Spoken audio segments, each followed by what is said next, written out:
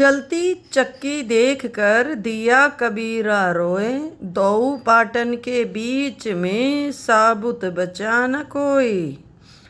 पानी गिरा बुदबुदा आसमानस की जात, एक दिन छुप जाएगा जो तारा प्रभात। अमर करूँ सतलोक पठाऊं, ताते बंदी छोड़ कहाऊं।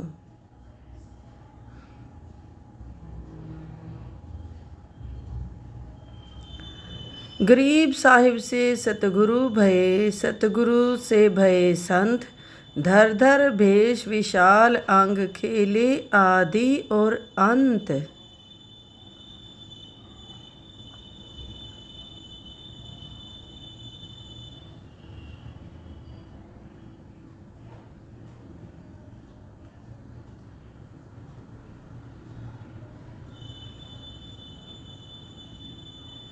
सांस सांस सुमिरन करो, सांस व्यर्थ ना जाए। न जाने कब सांस सांस में अंतिम क्षण आ जाए। ऐसे ही संत रामपाल जी महाराज के सत्संग सुनने के लिए जुड़िए हमारे चैनल के।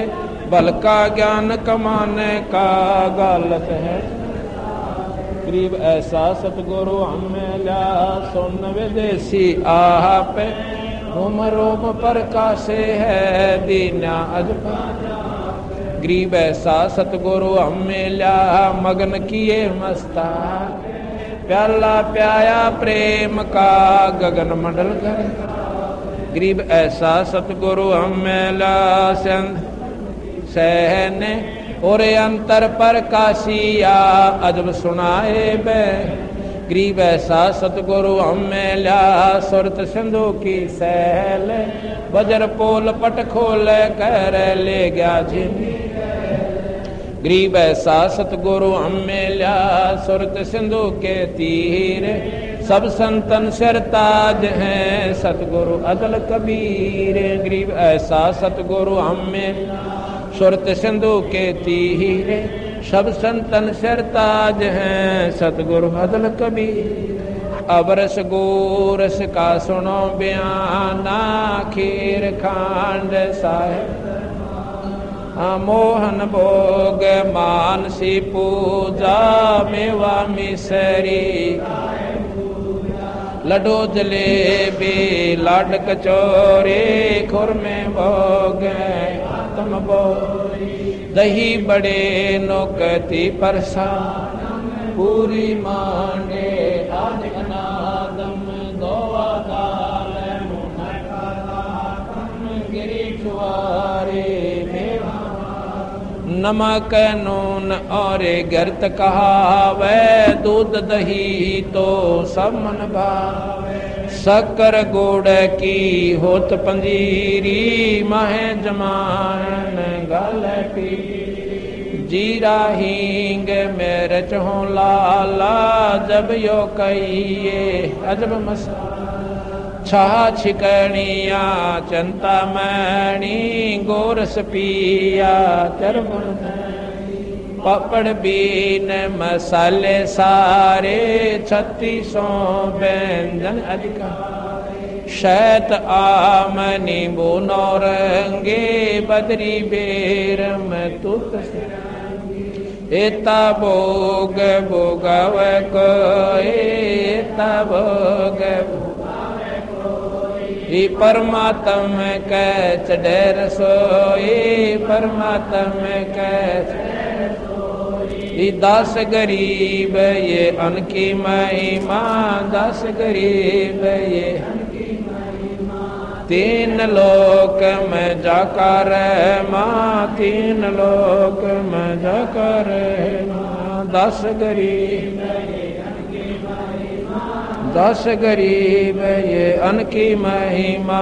तीन लोक में जाकर माँ, में जाकर सत साहिब। ए बंदी छोड़ सतपुरुष स्वरूप कबीर साहब तथा उन्हीं के अवतार वही स्वरूप बंदी छोड़ गरीबदास जी महाराज। आपका भोग प्रसाद तैयार है। अपनी पवित्र रसना से इसी स्वीकार तथा पवित्र कीजिए भगवान। हे परवरदिगार, किसी सेवक द्वारा सेवा में कमी आई हो या पाठी द्वारा कोई पाठ्यक्रम में सुधी रही हो, हमें तुच्छ बुद्धि जीव जान के माफ करियो मालिक। हे दीनदयाल, आज आपने अपनी मेहर बख्श के, अपनी मौज बख्श के इस काठमंडी के अंदर अपनी प्यारी पुण्यात्माओं को वो लाभ दिया, वो अमृत बरसाया 5 दिन तक। और धन्य है ये मोदीराम ट्रस्ट जिसने हमें बंदी छोड़ की कथा, परमात्मा का यहाँ पर सत्संग करने का अवसर दिया। ये समागम बड़े भाग से हुआ करते हैं। उस नगरी की पुण्यात्माओं के जो पुण्यक्रम जोर देते हैं, तब कहीं उस मोहल्ले में ऐसे समागम हुआ करते हैं। कहते हैं पुण्य पुंज मिल बिन मिलहीन संता। पुण्य पुंज, पुंज के हैं समूह ढेर, पुण्य पुनों के समूह ढेर हुए बिना संत नहीं मिला करते। साधु दर्शन राम का, भाई मुख पर बसे सुहाग, और दर्श उन्हीं को होते हैं जिनके पूर्ण भाग है। कबीरा दर्शन साधु का, परमात्मा आवे याद। कितनी भी भूली हुई आत्मा सत्संग में आ जावे, एक बार ठेस जरूर पहुंचेगी आत्मा में कि हम कितने दिन के लिए संसार में आए थे और हमारा असली उद्देश्य क्या था। एक बार आत्मा झंझोड़ कर धर दी जाती है सत्संग की वाणी द्वारा, परमात्मा की कथा द्वारा। कबीरा दर्शन संत का, साधु का, तो साहेब आवे याद, और लेखे में वाहे गड़ी, और बाकी के दिन बाद है। अब हम संत किसे मानते हैं, हमारे मन में एक ऐसी प्रक्रिया घुसी हुई है, जैसे हम पढ़ते थे ना स्कूल में, उसमें लिखा होता था री का ऋषि। ऋषि की क्या वेशभूषा थी कि एक लंगोट सा धोती सी बांध रखी और दाढ़ी बढ़ा रखी, ऊपर जटा की नो ऐसे करके लपेटा सा ला रखा, गल में माला, आंखें बंद करे, आसन पर बैठा। तो हमारे हृदय में ऐसा घर कर गया कि संत ऋषि तो ऐसे ही होते हैं। अब वो भी साधक हैं। परमात्मा की शक्ति का प्रतीक वेशभूषा नहीं होता। वस्त्र के पहन लेने से, लाल पीले कर लेने से परमात्मा नहीं मिलता केवल। और कोई बुराई नहीं बताई संतों ने। मान ले आपने विधि कोई वस्त्र भिन्न भी कर लिए और उसमें सत उपासना, आपकी साधना ठीक चल रही है तो भी ठीक है। अगर आप ढोंग पाखंड करके दुनिया को गुमराह कर रहे हो, सतनाम आपको प्राप्त नहीं है, स्वयं भी नरक में और अपने अनुयायियों को भी सीधे ले जाओगे। दूसरा, हमने सोचा कि संत वो होते हैं जिन्होंने राख रमा रखी है, एक लंगोट बांध रखा हो सिर्फ, और एक चिमटा ले रखा हो, और या नहाता धोता कति ना हो बढ़िया, क्योंकि सर्ड फड़ रहा बिलायो सर्वंगी महात्मा है। इस प्रकार हमारी बुद्धि का विवेचन यहीं तक सीमित रहा। एक समय की बात है, एक पंजाब का रहने वाला एक बहुत बड़ा जमींदार, उसका नाम राम राय था। ये सिंह तो बाद में लगन लगे हैं, उसका नाम राम राय था। पहले वो सब हिंदू थे और 10वें गुरु गोविंद सिंह जी ने उस समय आवश्यकता के अनुसार तगाजे को देखकर एक न्यारी पहचान बताई थी कि मेरे लड़ाकू सैनिक की न्यारी पहचान होनी चाहिए, क्योंकि उसमें उन्होंने संघर्ष बहुत करना पड़ा था, अपने बच्चों तक को भी, और द्वार में चढ़वा दिया, पर आखिर में ये नहीं कहा कि हम हार मान जाएंगे। उसमें देश गुलाम था, जो संघर्ष के लिए उन्होंने एक नारी पहचान बनाई थी, उनका नाम उन्हें सिंह रखा था। सिंह जो मरण से ना डरे, लेकिन उस समय उसका नाम राय होता था। उसके बाद से सिंह लाना शुरू किया। तो राम राय जी ने एक दिन ये वाणी सुनी गरीबदास महाराज की, उनका एक शिष्य गरीबदास जी का, उनके गांव वासियर गांव जो लुधियाना के पास है, वासियर गांव के गोरे यानी बनी में बैठ के सुबह कुएं पर नहा के और ब्रह्मवेदी का जाप कर रहा था। एक अंग है ब्रह्मवेदी जो सुबह हम पाठ करते हैं, उसमें सारी महिमा गा रखी है, तीनों भगवानों की भी और साथ में सतलोक की भी। इतनी प्यारी वाणी है वो। भाई बोलो मत ना, तो बैठ जा आराम से भगत जी, तो नहीं टिकता, बैठ जा आराम से। तो कहते हैं जब उन्होंने सुना, और वो लोग वाणी के बड़े मर्मज्ञ हैं, परमात्मा पर बहुत आसरा रखते हैं वो लोग। उसने जब सुबह सुबह इतनी प्यारी वाणी और ब्रह्म मुहूर्त में, और एकदम उसकी तरफ खिंचा चला गया, जाके उनके पास बैठ गया। जब उन्होंने अपना पाठ कर लिया उस संत भक्त ने, तो पूछा कि महापुरुषों ये किसकी वाणी है, कादी वाणी है? वो कहने लगा मेरे गुरुदेव गरीबदास महाराज की है। कि बहुत ही आकर्षक है वाणी है, ये तो मेरा एकदम दिल खींच लिया इसने, ये तो कोई पूर्ण पुरुष की वाणी है। क्योंकि जितनी आत्मा निर्मल होती है परमात्मा उसको जल्दी कैच करता है। वो कहने लगा ये महापुरुष अभी भी शरीर में हैं या शरीर छोड़ गए? कि अभी भी हैं, और सारी उनकी 30-40 उम्र की उम्र है, 30-35 साल की आयु है, 40 साल की। उन्होंने सारा पता नोट करवा लिया छुडानी गांव का, छुडानी गांव में बताया, पूरा पता नोट कर लिया। रोहतक जिले में छुडानी गांव बहादुरगढ़ से पैदल जाना पड़ता है। उसमें आज से 250 वर्ष पहले पुरानी बात है। तो उसने सोचा कि ऐसे महापुरुष के दर्शन करने चाहिए, ये तो बड़े भाग से मिलते हैं इस समय में ऐसे महापुरुष। तो वो राम राय वहां से चल पड़ता है, कहीं गाड़ी से आया, आगे पैदल चलते थे। बहादुरगढ़ से दुल्हेड़ा उतरे, जज्जर, बहादुरगढ़ से जज्जर रोड के ऊपर दुल्हेड़ा, यानी दुल्हेड़ा तो खराब सड़क बनी है, वहीं से पैदल चला। और वो सुबह सुबह यानी 10 बजे के आसपास छुडानी गांव में पहुंच जाता है। वहां से पूछा किसी से कि भाई गरीबदास महाराज कहाँ रहते? और गांव वाले गरीबदास नहीं कहा करते, उनको गरीबू कहा करते, बावड़िया कहा करते थे उस परमात्मा को। क्योंकि जौहरी बिना लाल की परख कोई कर नहीं सकता। क्यों? गरीबदास महाराज धोती कुर्ते में, जैसे अपना हरियाणा का पहनाव है, और सिर पर साफा रखा करते थे। सारी उम्र इस वेशभूषा में रहे, उन्हें लाल पीले काले कोई वस्त्र नहीं भिन्न करे। क्योंकि परमात्मा की शक्ति जिस हंस आत्मा में, ये चोला बहुत है। ये जो शरीर है ये चोला हमें बदल कर दिया परमात्मा ने, ये ड्रेस दे रखी है परमात्मा के पाने की। दूसरा चोला कुत्ते के दे के बतेरे बदले हमने। इस चोले में कोई परिवर्तन करने की आवश्यकता नहीं है। ये शरीर ढांकने ताई, अपने गुप्तांगों को छपाने ताई, या सर्दी गर्मी से बचने के लिए शरीर को वस्त्र की आवश्यकता पड़ती है। तो उसने पूछा किसी से, वो कहने लगा भाई कौन? कि गरीबदास महाराज। गरीबदास कौन महाराज भाई? गांव वाले मजाक करते थे। एक बोला रहा वो बौड़िया ने कहे ना, वो भाणजा नहीं अपने गांव का। अच्छा अच्छा भाई, वो खेत में गया, इधर जा रहे हैं बता। उसने सोचा महापुरुष से मिलना, मैंने उनके डेरे से के लेना है। उन्हें ना बेरा था, वो घर में रहे, गृहस्थी है, बाल बच्चेदार भी हैं। और मन मन कल्पना थी महात्मा पाओगे, दाढ़ी बड़ी पाओगी, सिर पर जटा होगी, और या फिर कान पड़वा रखे होंगे, चिमटा ले रहे होंगे। अपने मन की कल्पना जैसी हमारी धारणा होती है वो चल दिया जी। रास्ते में गरीबदास जी सिर पे बरोटा, पशुओं का चारा और लिए आने लग रहे। कहने लगे भाई मैंने गरीबदास महाराज से मिलना है, और कहते हैं इधर उनके खेत, वहां पर गए हुए किसी के खेत में। महाराज जी ने सोचा ये तो भाई दूर से आया हुआ प्राणी है, बेरा था वो जानी जान थे। कहने लगे भैया ऐसे करे, मेरे साथ आ जा, आओ मैं मिलाऊंगा तुम्हारे को। अगर नहीं खेतों में बताते गए। कहने लगे मेरे साथ आ जाओ। उन्होंने सोचा कि अगर मैं ये कह दूंगा ना कि मैं गरीबदास हूं, तो मेरी एक बात नहीं सुना ये व्यक्ति, और अभी चलता हो लेगा वापिस।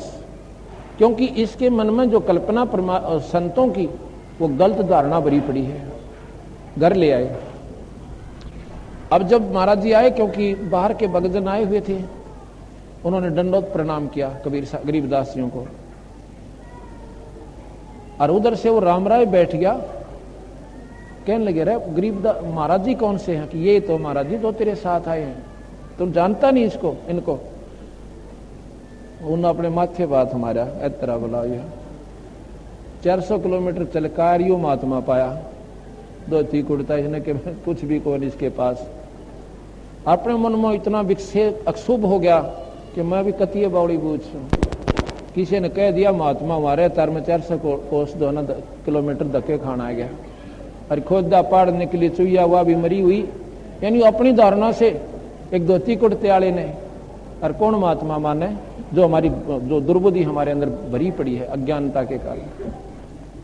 वो जान थे जो वहां पर 5-4 भगत थे, किसी को कह दिया भाई मेरा पानी लाइए, स्नान करूंगा, स्नान करने लगे और सब भक्तों को इधर उधर काम बता के वहां से अकेला राम राय रख लिया।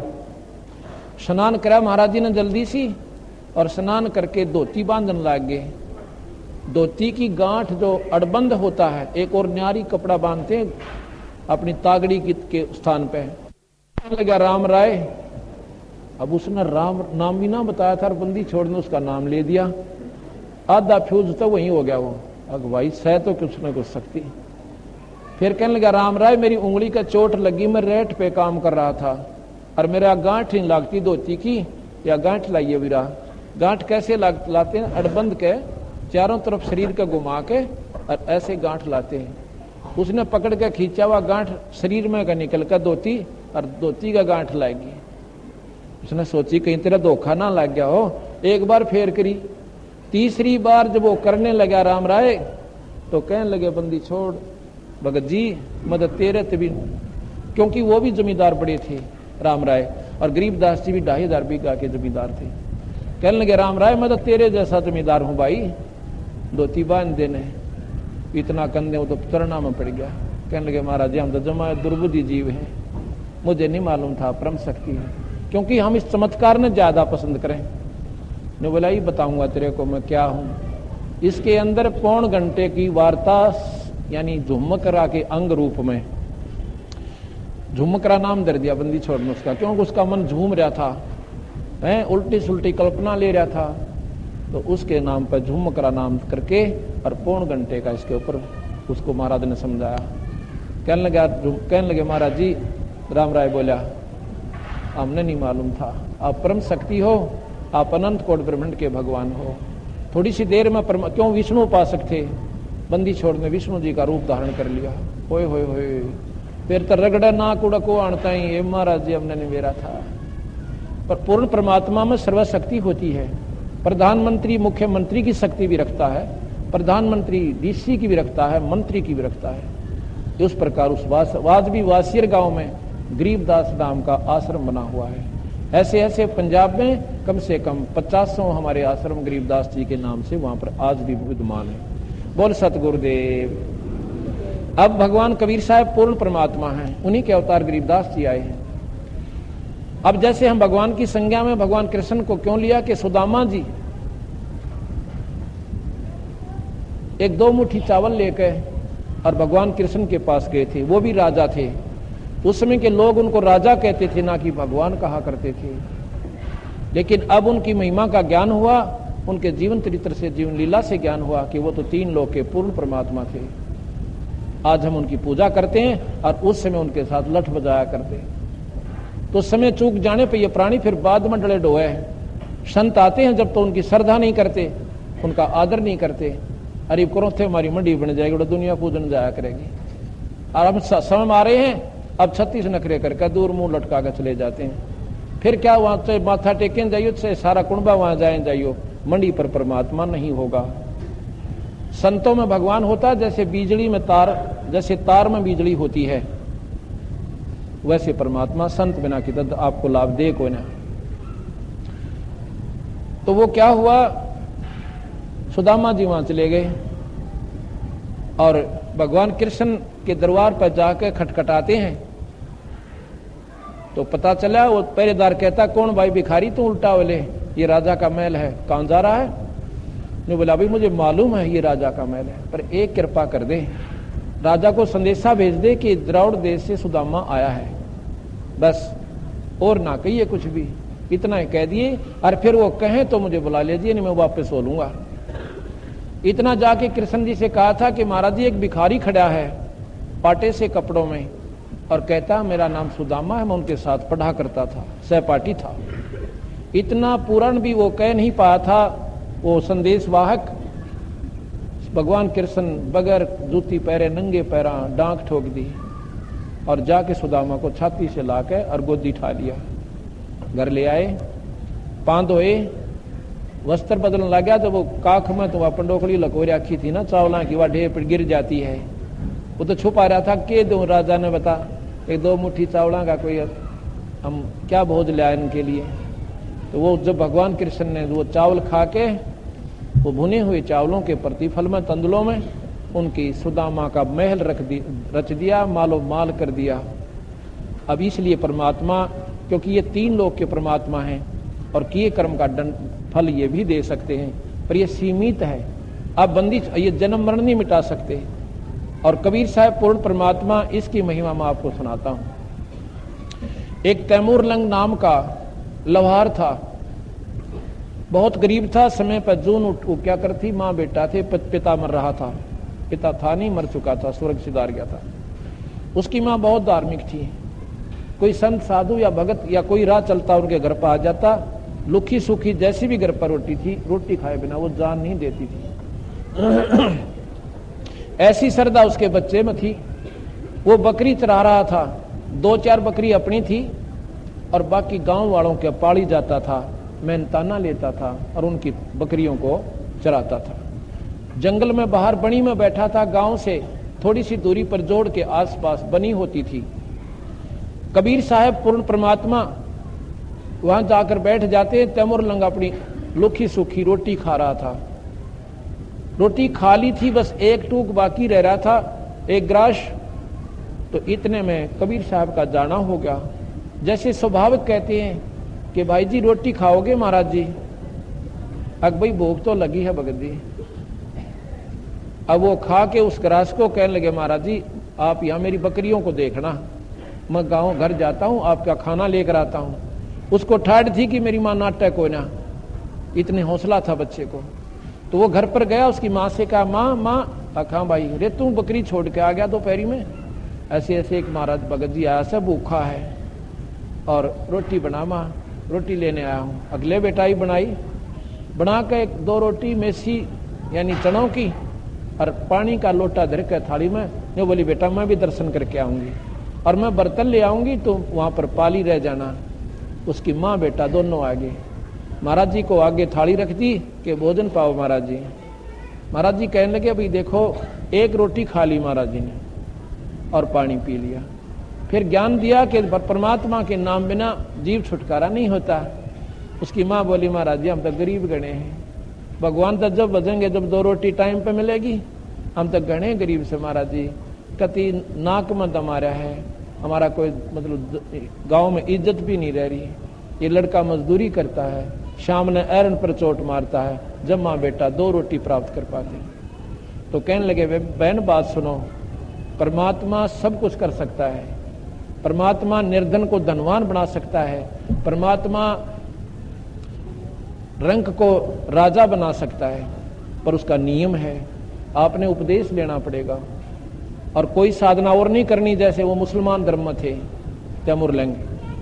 अमरता के ना करता कि उसने कहा कि ये तो हमने सारी काम करके देख लिए भाई, रोजे भी रखे हैं, नमाज भी पढ़ रहे हैं और सारे काम करें महाराज जी, फायदा कुछ नहीं। कहने लगे सारे पचेड़ा छोड़ दे, इसमें कोई लाभ नहीं बहन।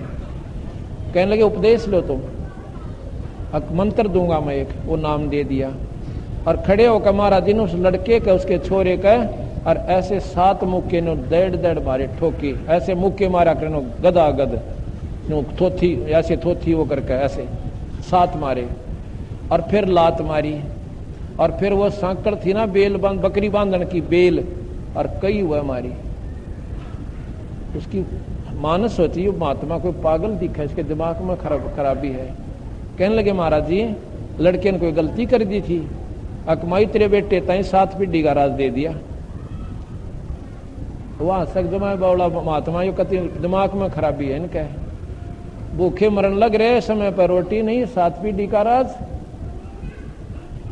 इतना उसके मन में विक्षेप आया ही था कि ये तो मन बावड़ा लग गए। महाराज जी अंतर ध्यान हो गए, दिखाइए ना दिए। ओए होए दोनों माँ बेटा बहुत रोए। हे महाराज जी, माता जी फरिश्ता थे तो ये भगवान के अल्लाह के फरिश्ता आए थे। ओए होए हम तो बहुत चूक गए।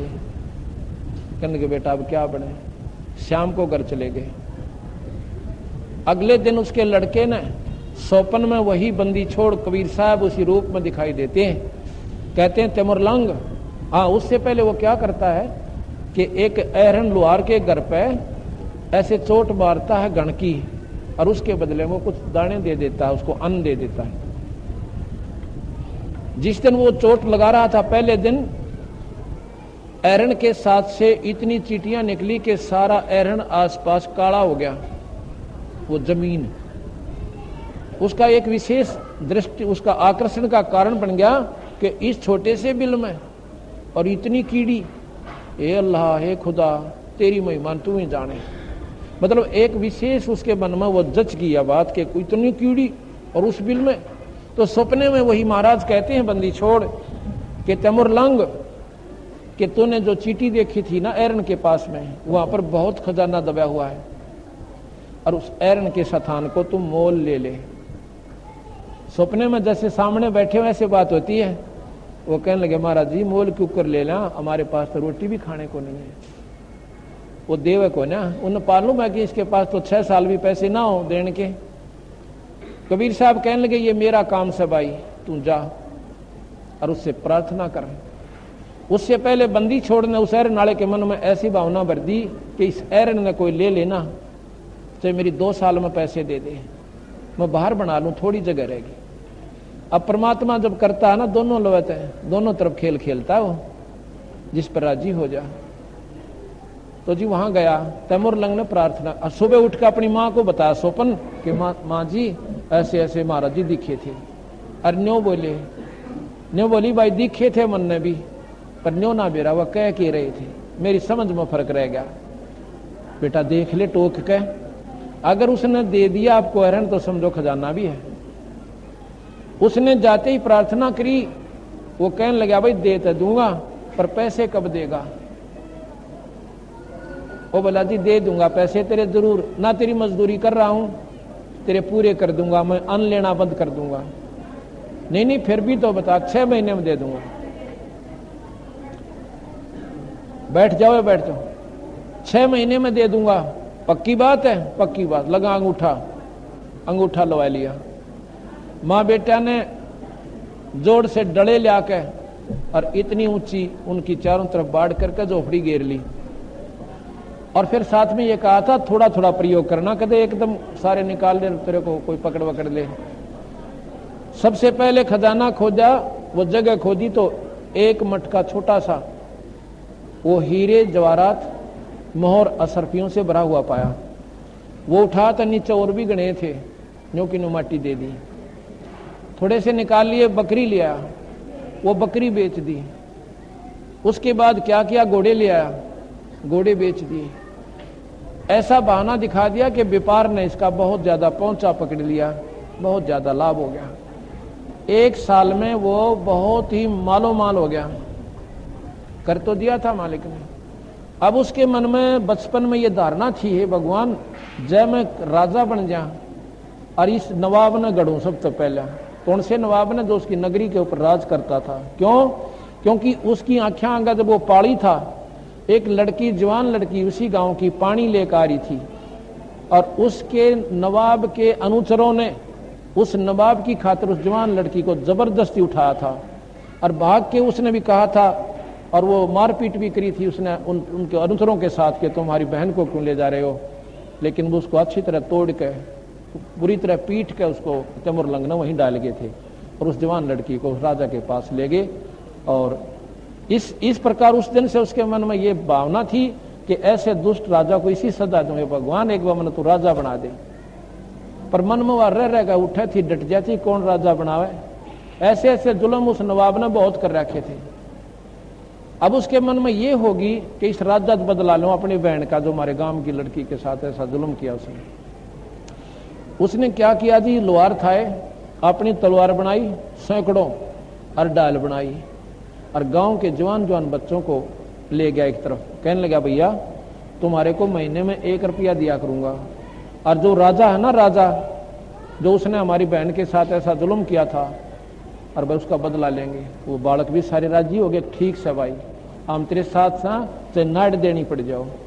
ने बोला चलो जंगल में, रात्रि के समय जंगल में ले जावे, उनको तलवार चलाना सिखावे, ढाल चलाना सिखावे, उनको कती तैयार कर लिया और घोड़े ले लिए, वहीं पर घुड़साल बना दी जंगल में, और 5-7 बच्चों वहीं पर तुम भाई अपना यहाँ पर रहो और इनकी सेवा करो। गांव में भी आते जाते रहो, कि घर वाले नाराज ना हो जा। फिर उन्होंने कहा कि अपने रिश्तेदारों को लाओ बुला के। जवान जवान बच्चे, पहले भूख घनी मरा करती थी, पानी बरस जाता था, रोटी हो जाती, दाना होता नहीं तो भूखे रहते थे।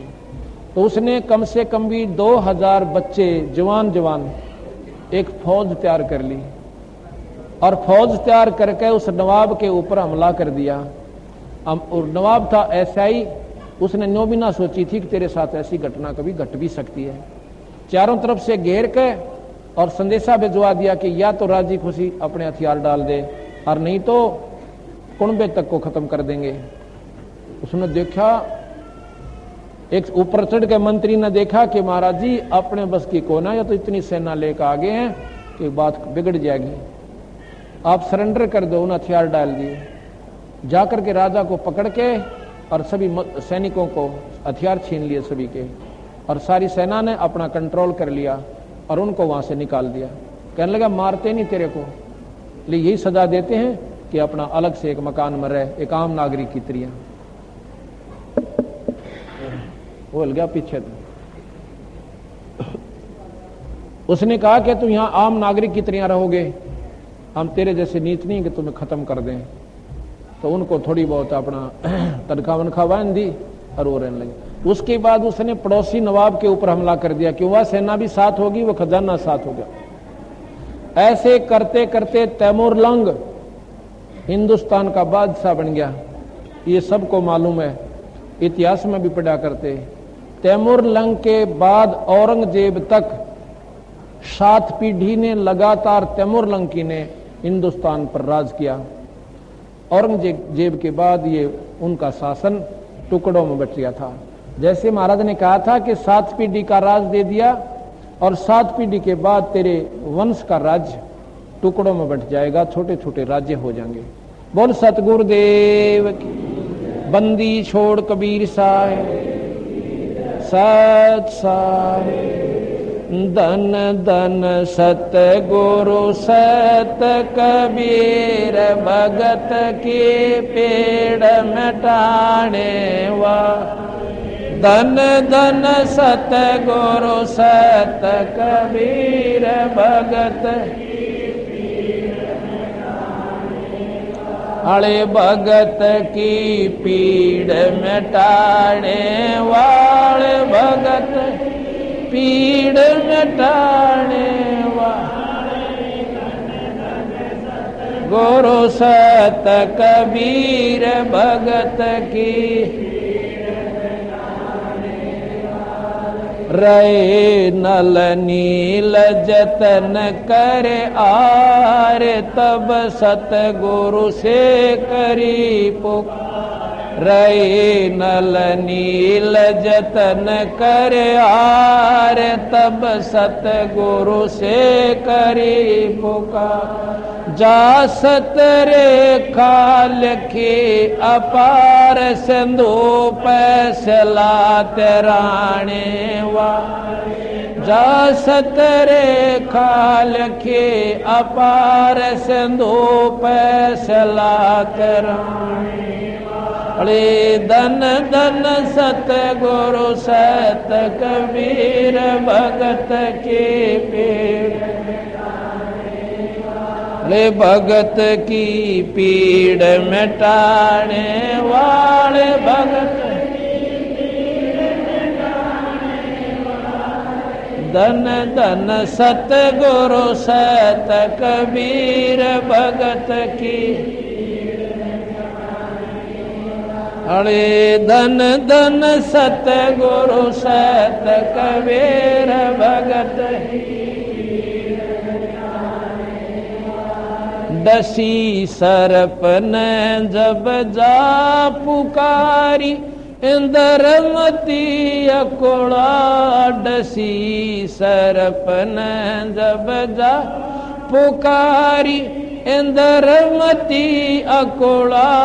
आपने तुरंत करी सहाय बरोली मंत्र सुनाने वाले। आपने तुरंत करी सहाय बरोली मंत्र सुनाने आले। धन धन सतगुरु सत कबीर भगत के पेड़ के सतगुरु सत कबीर भगत हे भगत की पीड़ मिटाने वाले। भगत की पीड़ वाले। धन धन सतगुरु सत कबीर भगत की पीड़ मिटाने वाले। दामोदर सेठ के ओम थे अकाज अर्ज करी डूबता देख जा। दामोदर सेठ का अकाज अर्ज डूबता देख जाज। लाज मेरी रखियो गरीब नवा समुद्र से पार लंघाने वा। लाज मेरी रखियो गरीब नवाज समुद्र पार लंघाने वाले। धन धन सतगुरु सत कबीर भगत वाले। धन धन सतगुरु सत कबीर भगत लालची मस्करा उनका आदर होवे। कबीर चार वेद पंडित पढ़ा अरसे किया न हेत। ये बाल कबीरा ले गया पंडित ढूंढे खेत। कबीर साकट सन का जेवड़ा विज्ञात कर डावे। दो अक्षर गुरु बाहेरा ये बंदा जमपुर जावे। कबीर साकट तैं सुकर भला सोचा रखे गाँव। बूढ़ा साकुट बापड़ा बैठ सुवर्णी नावे। कबीर साकट ब्राह्मण जिन मेले बैसणो मिलो चंडाल। अंकमाल दे बैठिए मानो मिले गोपाल। कबीर पाड़ोसी से रूसना तिल तिल सुख की आन। पंडित हुए शराबी और पानी पीवे छाने। कबीर व्यास कथा कहें भीतर वेद नाही। औरों को प्रमोदता ये गए मोर का माही। कबीर चतुराई सुवे पड़ी सोए पिंजर माही। फिर प्रमोद आन को अपन समझ नाही। कबीर रास पराही राखता खाया घर का खेत। औरों को प्रमोदता मुंडे पड़ गया रेत। कबीर कह पीर को तू समझाव सबको। ये संसा पड़ेगा आपको तो और कहीं क्या होए। कबीर तारा मंडल बैठ के ये चांद बड़ा ये खावे। उदय भया जब सूरज का स्यों तारा छिप जावे। कबीर देखण के सबको भले जैसे शीत के कोटे। रवि के उदय ना दिसे ही और बंधे न जल की पोटे। कबीर सुनत सुनावत दिन गए उलझ न सुलझा मन। कह कबीर चेत्या नहीं अजहूं पहला दिन। कबीर तीरथ कर कर जगमोया उड़े पानी नहाए। रामई राम ना जप्या ये काल घसीटे जाए। गरीब गंगा काठे घर करे पीवे निर्मल नीर। मुक्ति नहीं हरि नाम बिना यो कह साहिब कबीर। कबीर इस संसार को समझाऊं के बारे। पूछ जो पकड़े बेड़ की उतरा चावे पारे। कबीर पद गाया मन हर्षिया साखी कहा आनंद। सोतत नाम न जानी, यहाँ गल में पड़ गया फंद। कबीर मन फूला फिरे, करता हूँ धर्म, करोड़ कर्म सिर ले चला, चेतना देखे ब्रह्म। कबीर कथनी कथी तो क्या भया, जे करनी ना ठहराए, कलाबूत के कोट जो देखत ही डे जाए। कबीर करता दिखे कीर्तन, ऊंचा कर कर तूड़े, ये जाने बूझे कुछ नहीं, यों ही आधा रूंडे। कबीर करता दिसे कीर्तन, ऊंचा कर कर तूड़े, जाने बूझे कछु नहीं, यों ही आधा रूंड।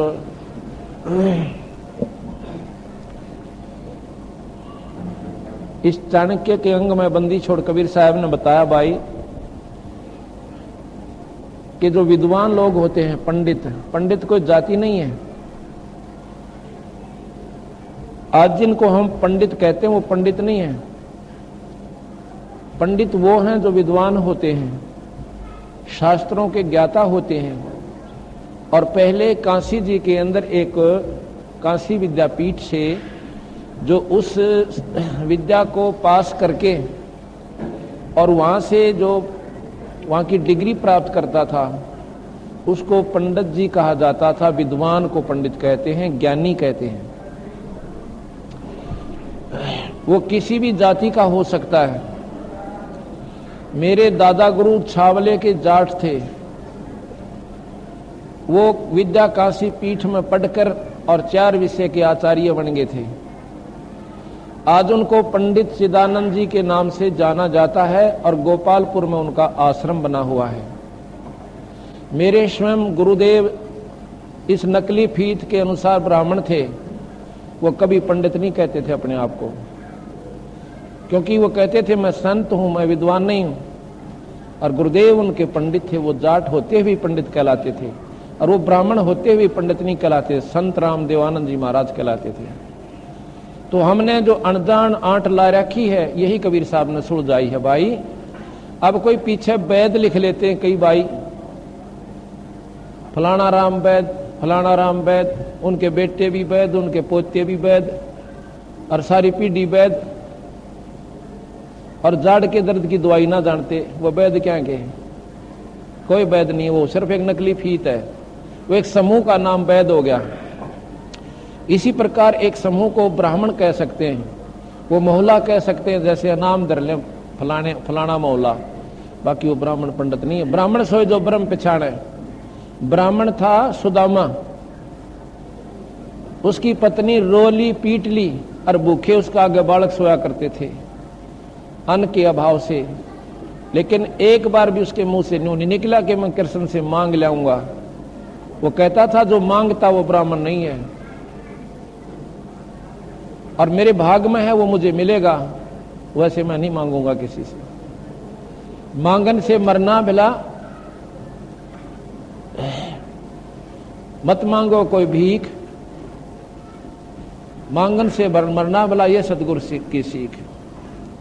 मांगन मरण समान है, मत मांगो कोई भीख, और भाई मांगन तो मरना भला, यह सतगुरु की सीख। वो इस बात को पूर्ण रूप से जानते थे सुदामा जी, लेकिन वो उनकी पत्नी ना मानी। फिर भी वो उनके पास चले गए। ना मानने से, दबाव देने से 7 दिन कृष्ण जी के पास रह के आगे अपने मुंह से ये नहीं कहा कि हम भूखे सोते हैं। कृष्ण जी पूछे कि हाल है विप्र जी? अकति मौज हो रही से महाराज जी, थारे बागते ठाठ हो रहे, कोई दिक्कत नहीं है। और 7वें दिन नौका ने उठ के आ गया, उसको ब्राह्मण कहते हैं। अरे डोंगरच के अपना पेट भरने की खातिर दुनिया को गुमराह करते हैं, वो तो महाराज ने उनको साकिट कहा है, वो ब्राह्मण नहीं है।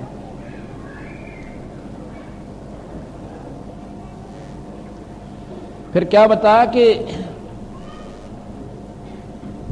चतुराई सुअ पड़ी ओहे पिंजर माही, और फिर प्रमोद आन को पर आप समझे नहीं। एक समय की बात है, एक तोते को पंजरे में बंद कर रखा था, पिंजरे में, और उसको बेचने के लिए कोई जा रहा था। एक संत ने दया आगी कि ये बेचारा पक्षी, इसकी उम्र भी बहुत होती है तोते की, और सारी उम्र इस पिंजरे में बंद रहेगा। ये जंगल में घूमने वाला प्राणी, और देख अपने लालचवश 2 दाने घेरे होंगे इस पारदी ने, और उनको खाने के लिए जाल में फंस गया लोभ में, और सारी उम्र का दुख मोल ले लिया। उसने दया आई कि इसको छुड़वा देता हूं, मोल ले लेता हूं पिंजरे को और छोड़ दूंगा, और इसको पढ़ा दूंगा कि सभी तोतों को बता देना, सभी सुओं को जाके समझा देना कि ऐसा कोई पारदी आवे, दाना डाले, उसको खाना नहीं। तुमने मेवा की कमी है यहाँ पर बाग में, लेकिन वो लालच नीच नकीब है इन फौजा माही। महाराज की लालच नीच है ना, बेरा कित डबो दे इस इंसान ने, करोड़पति मन माने 10 रुपया बजात दे दे, ऐसा कसूता काम है इसका मन का। तो वो कहने लगा भाई तोता बेचने वाले कैसे देता है कि 5 रुपए में पिंजरा और तोता दोनों, अगले 5 रुपए और दे दे। लाकर उस तोते से पूछा रहा, भले पुरुष भले भगत तू क्यों कर फंसा इस कैद में? कहने लगा जी मेरी बुद्धि भ्रष्ट होगी, अच्छी मेवा खाता था, जंगल में घूमा करता था, मनमाने फलों को चाक चाक कर खाता था, और इन्होंने एक ऐसा दाना डाला, उसको खान के लालच में मैं जाल में फंस गया। कहने लगा मैं तुझे छोड़ दूं तो आगे गलती नहीं करेगा? अगर नहीं करूं जी कती भी।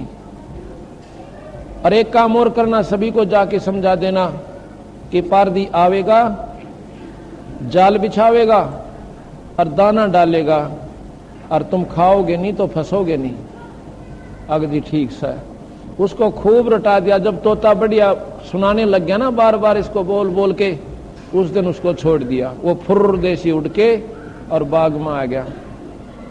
सभी पक्षी कहने लगे तू कैसे आ गया भाई बच के?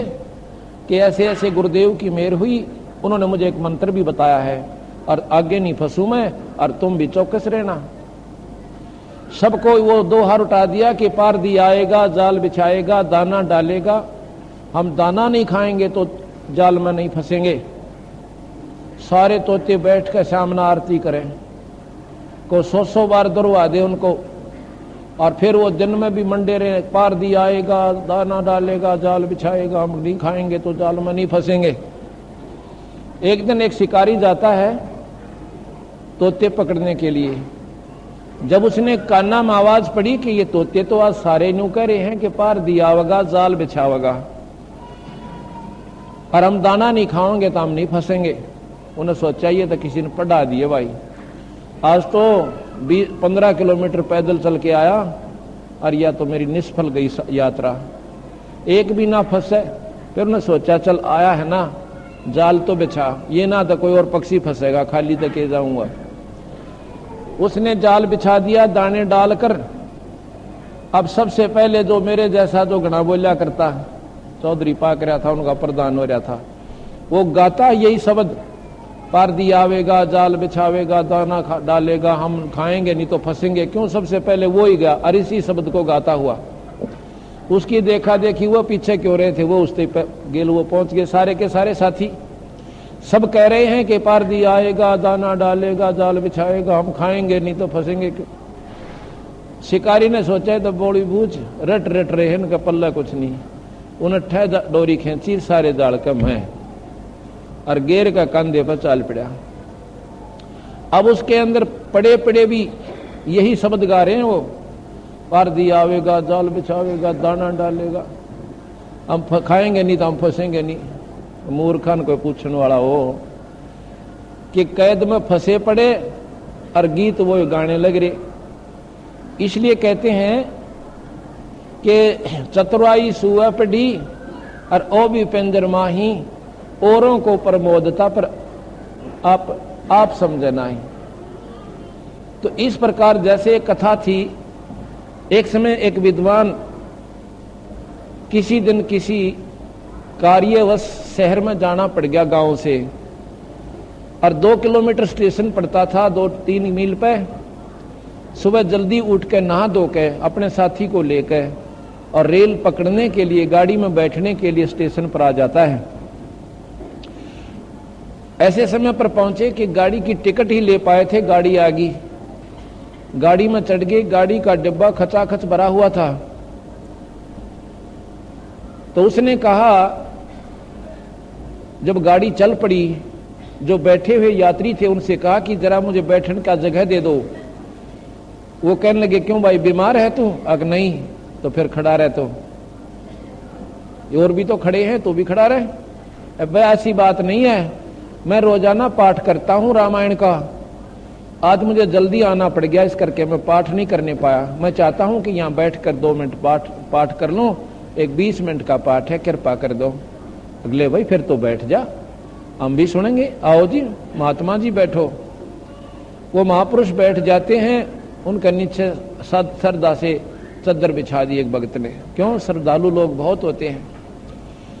तो बैठ जाता है मेरे जैसा वो, और बैठ के फिर कथा सुनाता है।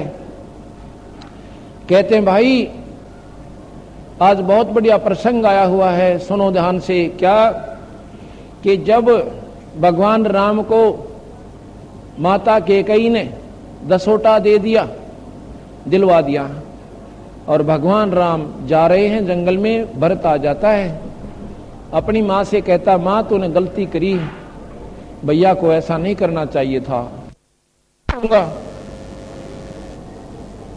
जाकर के भगवान राम के पास चरणों में गिर जाता भरत, कहता भैया माँ की गलती को माफ कर दो, अनजान थी वह तो।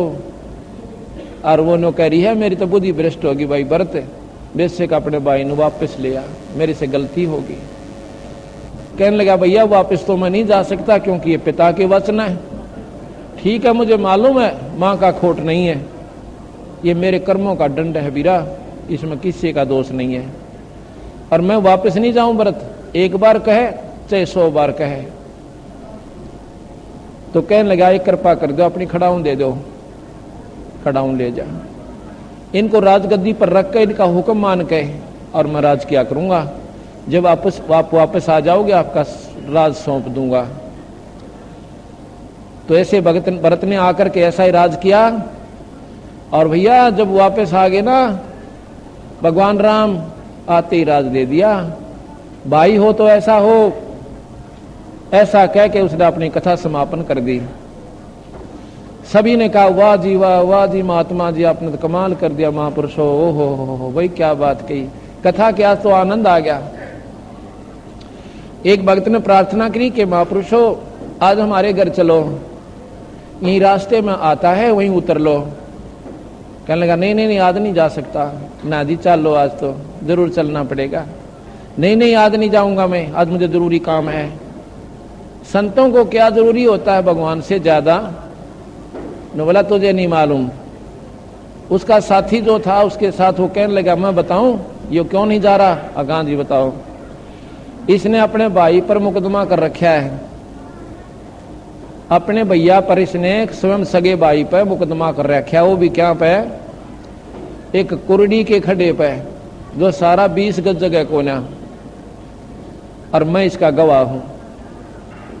अब कबीर साहब कहते हैं इस कथा के करने वाले नकम्मे आदमी से पूछे, दुनिया ने तो बंडावे और अपने ऊपर असर नहीं।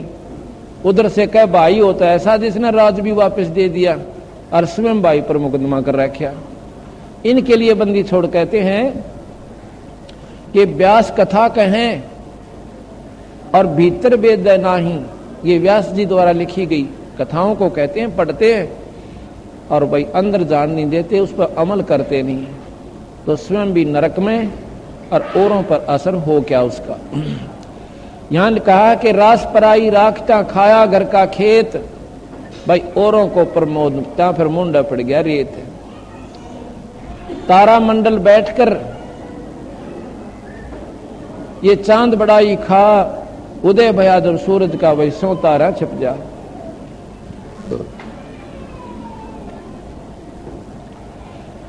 कबीर तीर्थ कर कर जगमुया, भाई उड़े पानी नहा। अब तीर्थ में क्या होता है? एक तालाब हो सा लंबा चौड़ा, 2-4 मंदिर बने हुए होते हैं और 5-4 घाट, और उसमें स्नान करके ये प्राणी अपनी मुक्ति चाहता है। महाराज कहते हैं परमात्मा के नाम बिना पीछा ना छूटा, यू काल घसीट के ले जाएगा, केस पकड़ के तेरे। अगर इसे पानी में नहान तो पीछा छूटता हो तो इस आसान काम में कोई ना, हर व्यक्ति जा सकता है। और सारे तीर्थ कर सकता सारी उम्र में, कोई बड़ी बात नहीं है। तो इस प्रकार ये साधना आपकी कति गलत है। अब आप जाते हो तीर्थ पे, वहां पर एक पुण्य हुआ मान लीजिए, और जितने जीव वहां तक मारे और स्नान करते हुए मारे, वो तेरे पाप में यानी आपके पाप कर्मों में लिखे जाएंगे। और पुण्य 1 और पाप करोड़, अब दोनों भोगने पड़ेंगे। कबीर साहब कहते हैं, कबीर मन फूला फिर मैं करता हूं रे धर्म, और ये करोड़ कर्म सिर ले चला, ये कोट दुष्कर्म सिर ले चला, और यो चेत न चीना भ्रम। ये तन बेरा भी ना पटा, कितने पाप ठोक लिया गठड़ी बांध के।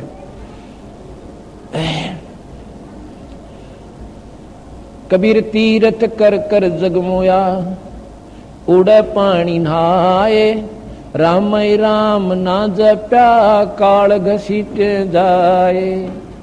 कबीर काशी काठे घर करें, कबीर गंगा काठे घर करें, और पीवे निर्मल नीर, भाई मुक्ति नहीं हरि नाम बिना न्यू, कह रहे साहिब कबीर। नाम के बिना जीव छुटकारा नहीं है, चाहे गंगा के किनारे मकान बना कर रह लो। गंगा का कार्य है, पवित्र जल है, सबसे सभी से उत्तम जल है इस वर्ल्ड का, इस संसार में सबसे निर्मल और स्वच्छ जल है। लेकिन जल जल का ही कार्य करेगा, ना कि मुक्ति का। कहते ऐसा लिखा है शास्त्रों में, शिव पुराण में, कि जब गंगा ने नीचे आना पड़ा मृत मंडल में, वो भगवान विष्णु के सामने रोती है, कहने लगे भगवान मैं जाऊं कैसे, उसमें पापी लोग नहाया करेंगे मेरे में, और मैं पापनी हो जाएंगी। तो उसमें भगवान ने कहा कि तेरे अंदर संत स्नान किया करेंगे और तेरे पाप काट देंगे। जब गंगा स्वयं संतों से पाप कटवाती है, तो बंदी छोड़ कबीर साहब यही कहते हैं कि संत रूपी गंगा के पास जाकर उसमें गोते ला ले। जो गंगा के भी पाप काटे, आप उसी से क्यों ना डायरेक्ट कटवा लो। इस प्रकार इन बातों को सोचने बिना बात रहेगी। कैसे गंगा काठे घर करें, पीवे निर्मल नीर, भाई मुक्ति नहीं हरि नाम बिना, यो कह साहिब कबीर।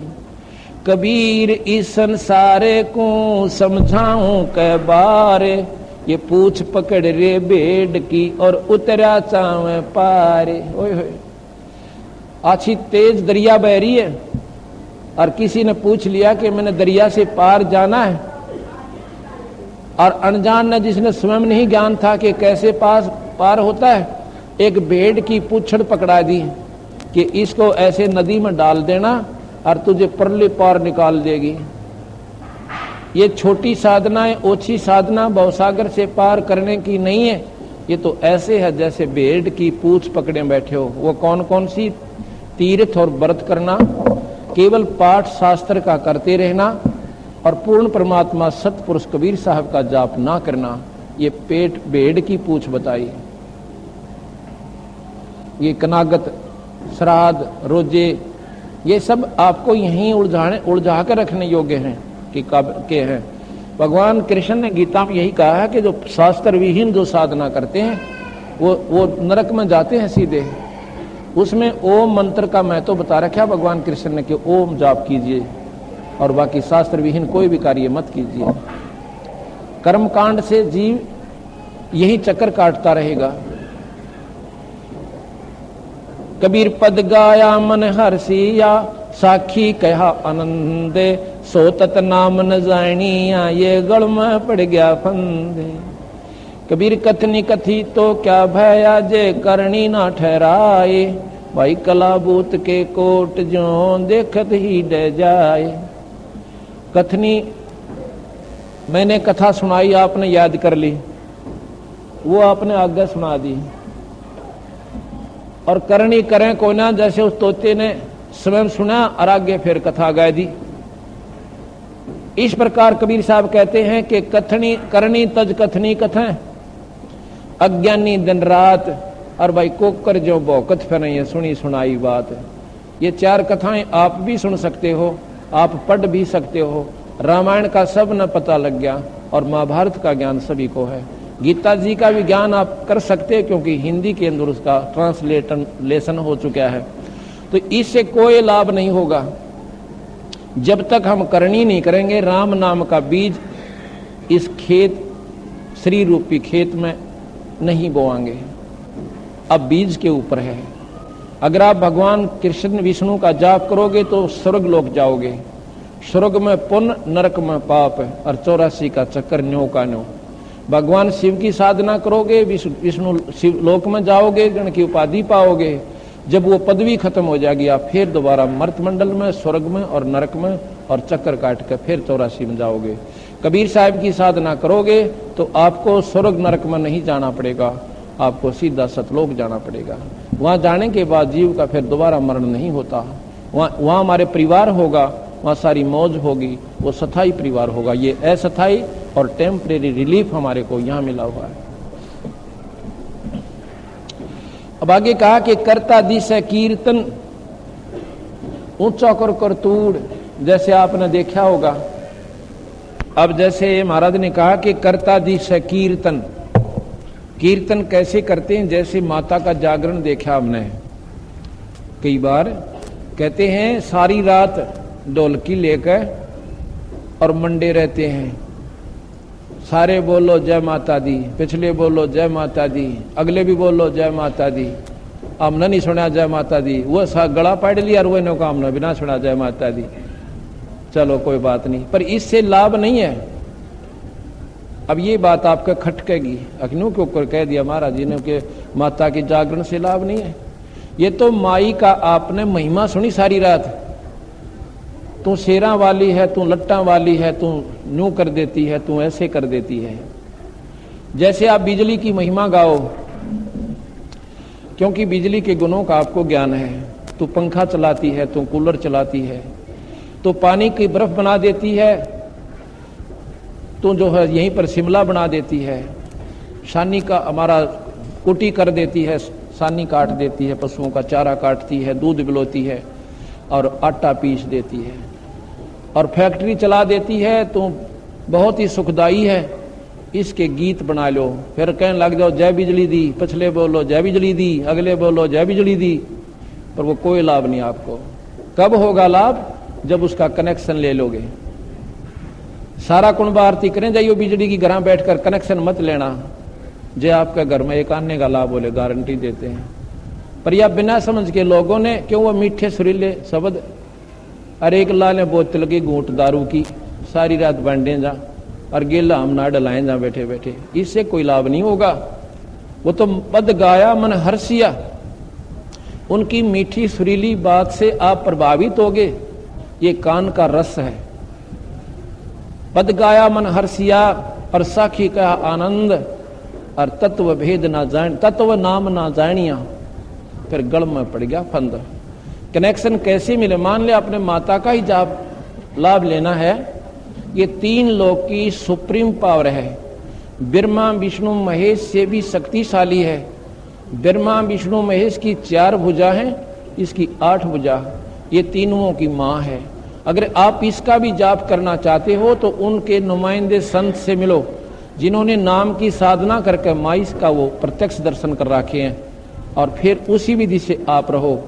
सत साई भक्तजनों, ऐसे ही संत रामपाल जी महाराज के सत्संग, प्रवचन और विचार विशेष संदेश सुनने के लिए हमारे चैनल से जुड़े रहे। सत साई।